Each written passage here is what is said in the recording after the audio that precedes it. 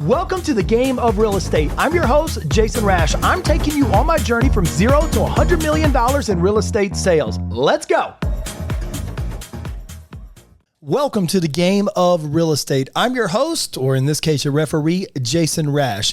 Today, I'm telling you how I sold an Airbnb in West Palm Beach in 30 days. You're never going to believe how the previous agent missed the boat on this property. But for me to be able to tell you the entire story of this, I'm going to bring in my resident marketing expert, my wife, Brooke Rash. How you doing? That's me. I'm here in the studio with you today. Yeah, fantastic. So this is what's great about this. So like she sees things that I don't see. So let me set this deal up for you.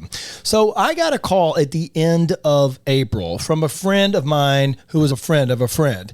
And they said, hey, look, I've got this. And they were like, oh my God, I don't know what to do with it. So I said, let me just take a look at this property. I saw the property online and instantly I was like, I could sell this property. And as an agent or a person who's buying a house, I was like, hey, you got to know what you can do with this property. So I saw it and I was like, okay, I can do this. I sent over the comps. And then by May 3rd, we had it listed. It was already on the MLS. We got an offer within 18 days and we almost closed on May 31st. That was the target date. However, we wound up closing on June 3rd because FedEx, thank you FedEx, they left the envelope of the actual wet sign closing docs on a desk in Ontario. Man, you're never going to let that go. I think I've heard this story 57 times, but you still closed in 30 days. Like, it's a very impressive turnaround time. Yes. Okay?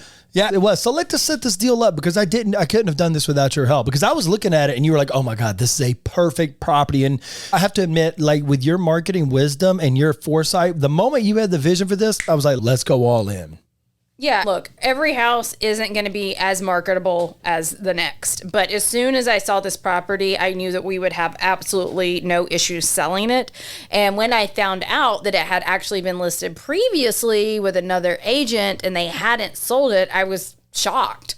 Honestly, like I was like, what do you mean they didn't sell this property? And they didn't even get a lot of offers either. That's what's even crazier. I was like, yeah, so this is the house. And as a marketer, this was like the dream property for me to market. It was a tiny house. It wasn't like a big house. I think it was 1,100, 1,200 square feet. 1,200 square feet, right in West Palm. Small house, but it was an Airbnb. So it was staged perfectly. You could tell they put a lot of love and care into it, and it was meticulously decorated. And so my first thought as the marketer was, this is a girls' weekend house, okay? This is an Airbnb that someone like me and my girls, because I lead a large network marketing team, that we would rent for a long weekend to get together, to have fun, and to create content.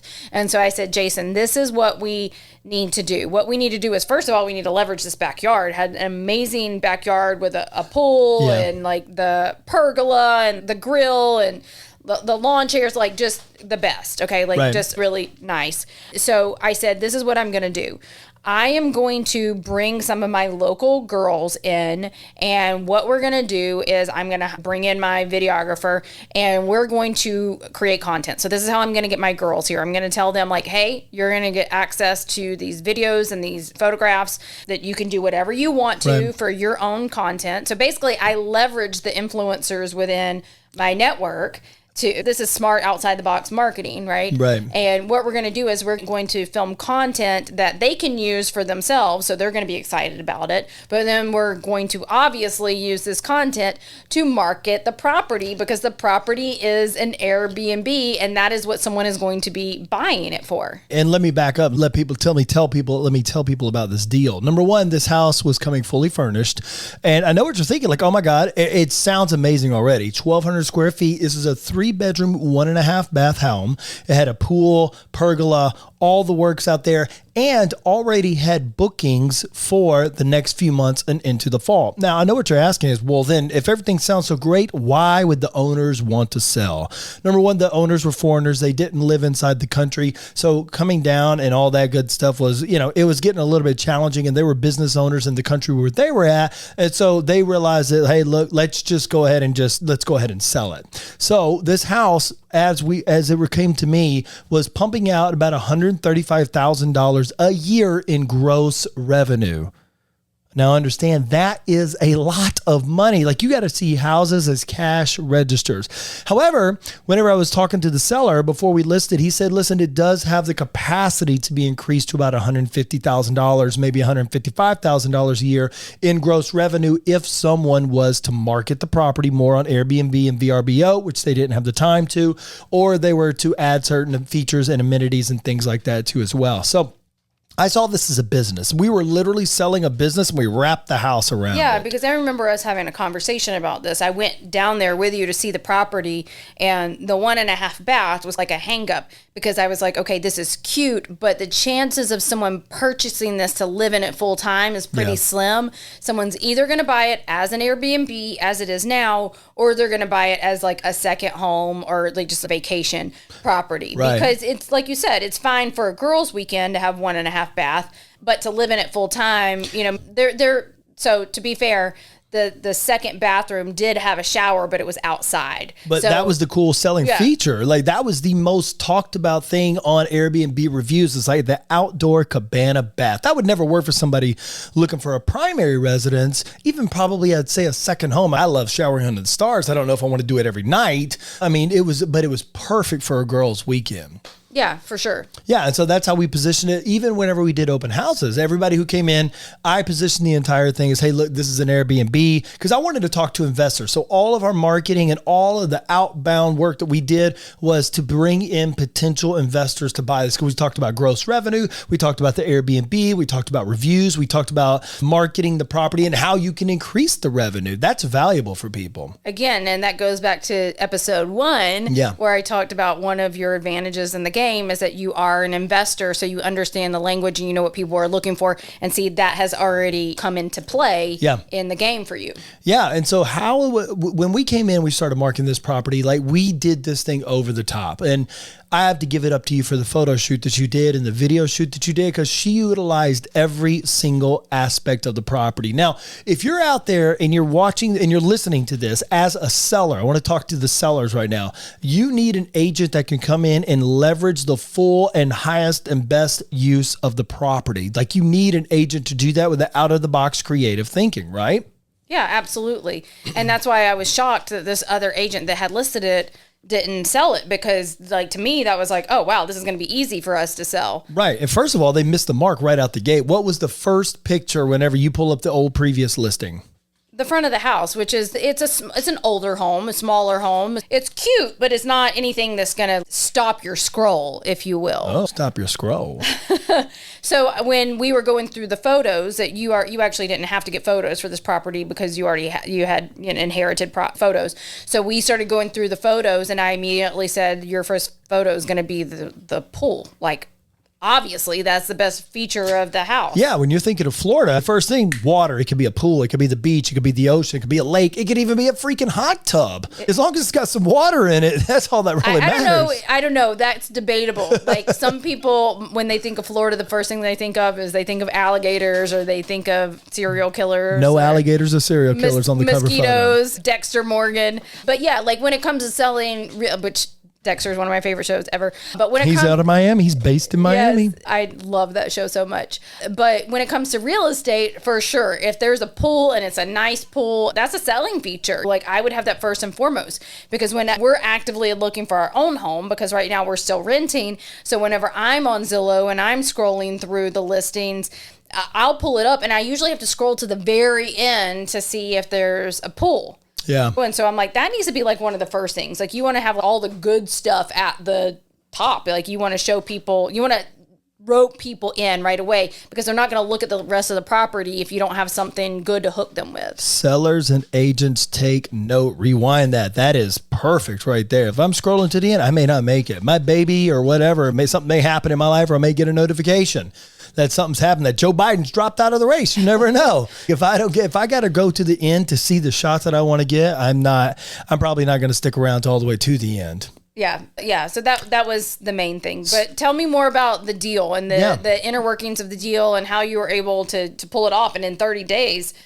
So the first thing I did was started with long form content. We hired our video guy. We got in there with long form content, held open houses. Those were great. They helped to generate a lot of buzz. And then we had an agent from New York City. She reached out to us from Ryan Searhand. By the way, if you haven't seen the show Owning Manhattan, it's fantastic. I want to give a shout out to that show. It's a really great show for real estate. But one of his agents flew in that week and said, oh my God, I got to see this house. Now, she's probably going to listen to this podcast, to be honest with you. So I'm just going to go ahead and just say something here. Her and her compadre that was local here to the network, they came and saw this house, and they said they saw a few others in the area, but judging by their language, I don't think they saw as many as they told me they saw, number one. But anyway, there were a lot of Airbnbs in that area, though. Right. But I will say this. Our backyard was captivating. And by the way, now that they bought it, that's all they highlight. I hardly see anything from inside the house. It's all outside. By the way, and the outside is $1 million. It's a really great yard. We're talking about a $1.3 million home. Yeah. This is not a $200,000 deal down in West Palm. This is a $1.3 million, 1,200 square foot, 3-bedroom, 1.5 bath. This is a beautiful property. Yes, like I said, perfect for a girls' weekend or a content shoot. And if you want the information on the Airbnb, it's still up, available, and we can get you that information. So the deal went down like this. So they fly in, they take a look at it, they made an offer. I don't know if I can say all the terms of the offer, but they offered lower than what we had it listed for. We negotiated back. Their first offer, by the way, was like it was a low number. I went to talk to my seller. I knew that he was not going to go with that number. So I was like, but out of duty, it was my job to bring it back to him. He brought it back. He gave me a counter. We countered back. They brought in a second one, and I was just like, no, dogs, that ain't even going to work. I didn't even tell my seller about it. I was like, that's not even going to work. I knew he wasn't going to. I was just going to waste this man's time. He's in another country running a business. I was like, I'm not going to disrupt him for that. I will not be calling him for that wafer thin offer. They came back with an even stronger counter, and so I told that I was like, okay, let me go talk to my seller. Blah blah blah blah blah. And we went back and forth and back and forth. Really sealed this deal is my network. So a couple different things going on here. So we had the out-of-state agent. So she has an out-of-state client, they're from New York City as well. And so these people, whenever it comes to people investing in real estate, and you need to know something, is that the biggest objection in everything is time or money.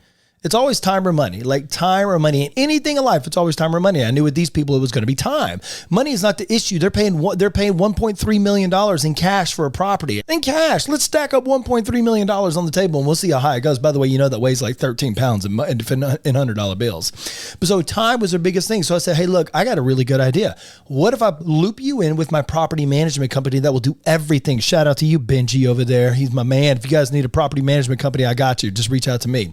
Jason Rash on all social media platforms. Benji came back and said, hey, listen, this is what we're going to do. This is the percentage that we'll take. If they're going to rent with us year round, by the way, it's 20%. They handle all cleaning fees. They do everything. And the best part about this was they were going to set up the business entities. They were going to transfer all the bookings. They were going to do all the heavy lifting. My seller loved it. The buyer loved it. And they were like, hey, let's come together and make this happen. I secretly reached out to Benji and asked him, hey, look, this is how much they're bringing in, about $135,000 in gross revenue. Is it possible in your eyes to increase this? Even though the seller had told me, I wanted to just double check with a local professional.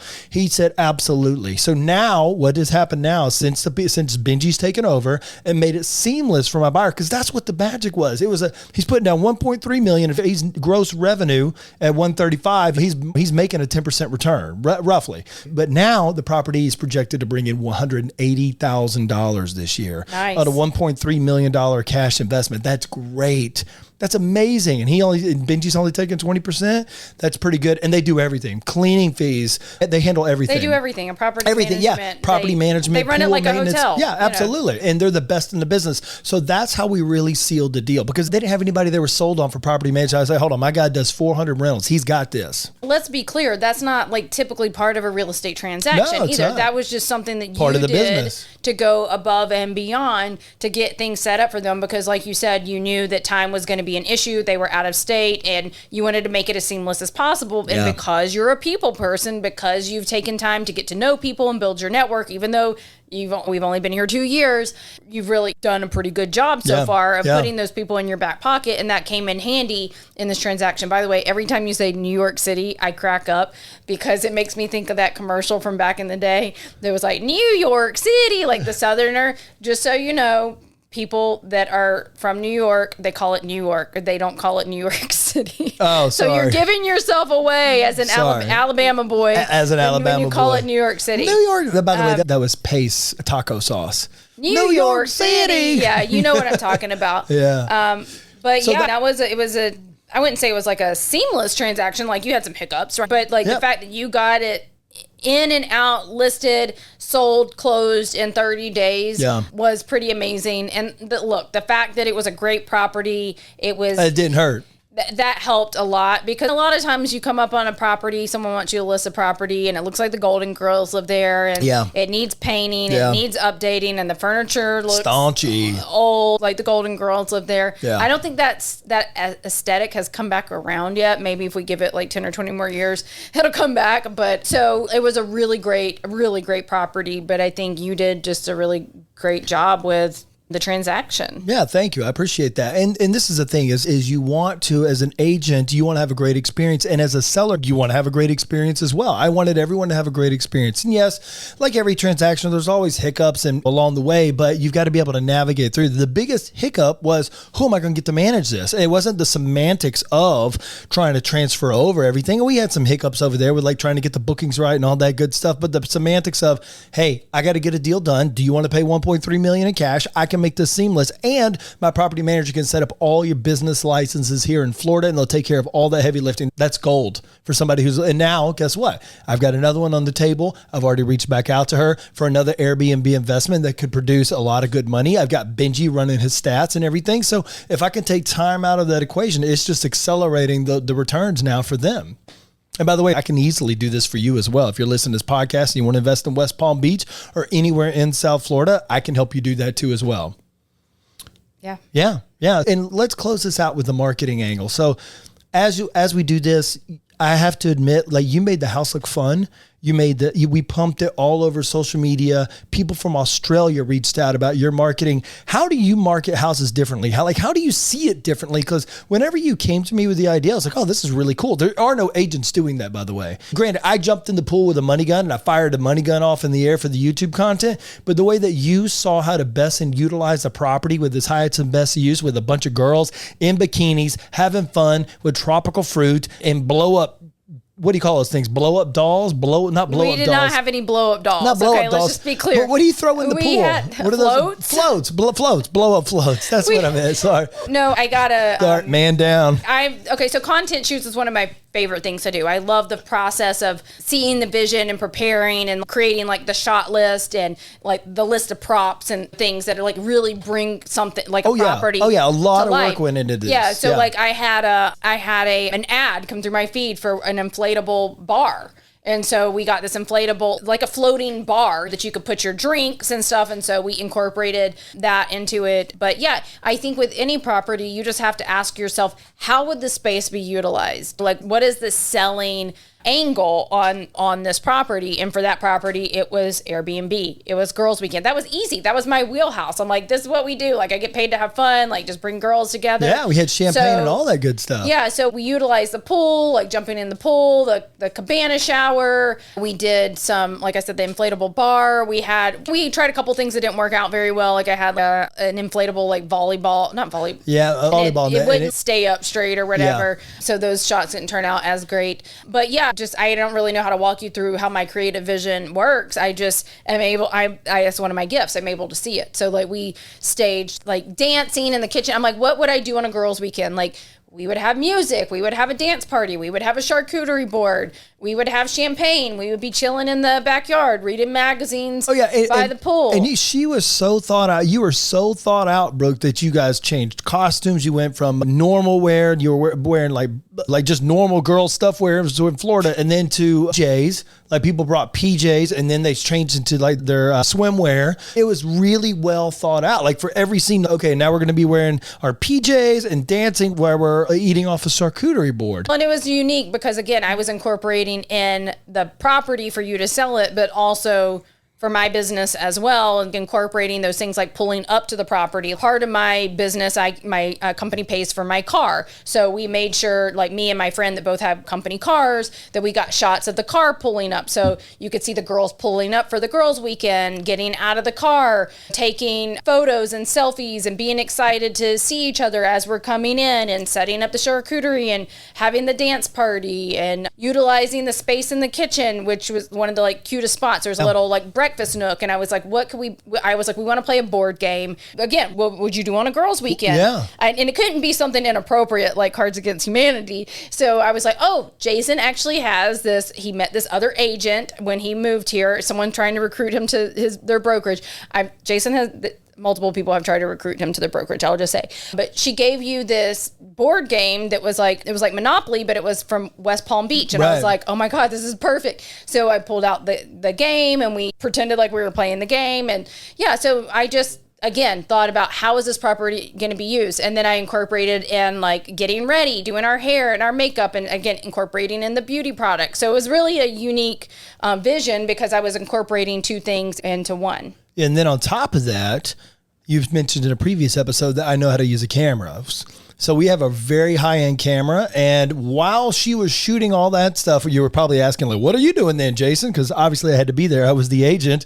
So I'm running around and I am snapping professional photos of them doing that. So everything that you do is content, like everything. And then so the videographer started capturing me on video, snapping photos of the girls dancing for the video for the content. It was just like this one big content party, I would say. Yeah. But we got great photos of the girls. We pushed it out all over Instagram, and it's done really well.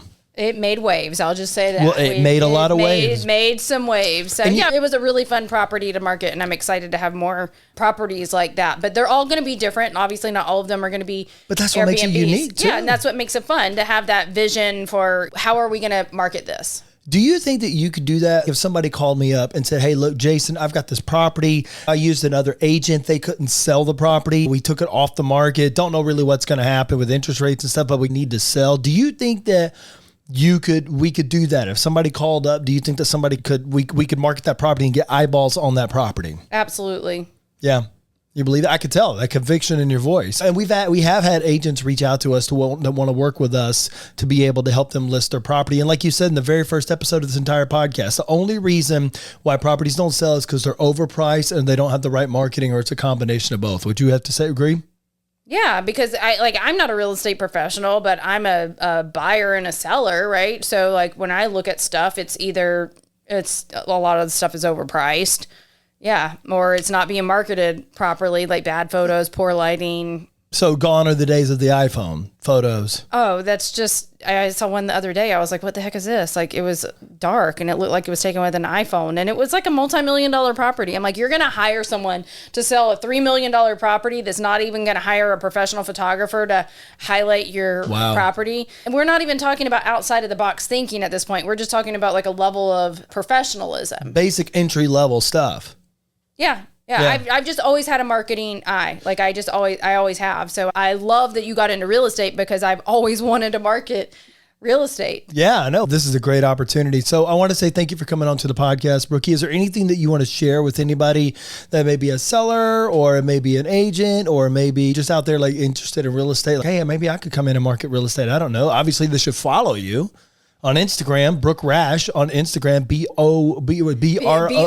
Yeah, I was thinking something else. I can't think of anything specific, but we will probably have a course at some point. I feel like we'll have a course, because we've had enough people approaching us, but we need a little bit more time in the game, if you will, before we roll something like that out. Fantastic. So. I love it. Thank you for coming on the podcast. I appreciate it. You're only here in Palm Beach for a minute. You got to get back out to Colorado to sell our house. to sell our house. Which I'm busy marketing that as well. It just went on the market. So if you're listening, thank you so much for continuing to listen. Follow us on on the journey. We're going to have victories and we're going to have fumbles all along the way. And hey, that's how you put together a winning season. We're going from $0 to $100 million in sales. And I can't wait to take you on the journey. So make sure you subscribe to the podcast and follow me on all social media channels. That's YouTube, Facebook, Instagram, and anywhere else, TikTok, anywhere else that they got my name, I'm going to be there. My name is Jason Rash, R-A-S-H, on every channel. Get ready, get plugged in. This is going to be a wild ride, and let's go. That's a wrap for this episode, The Game of Real Estate. Remember, this game rewards those who stay in it to win it, and I'm here to keep you ahead of the competition. If you're feeling pumped and ready to make your next big move, hit that follow button so that you never miss an episode. And hey, don't just listen, share this podcast. Screenshot this episode, post it to the stories, and tag me at Jason Rash. Go ahead and do that now for a repost and a personal shout out. This is the game of real estate where winners are made, deals are closed, and the hustle never stops. I'll see you back on the field next time. Game on. Let's go.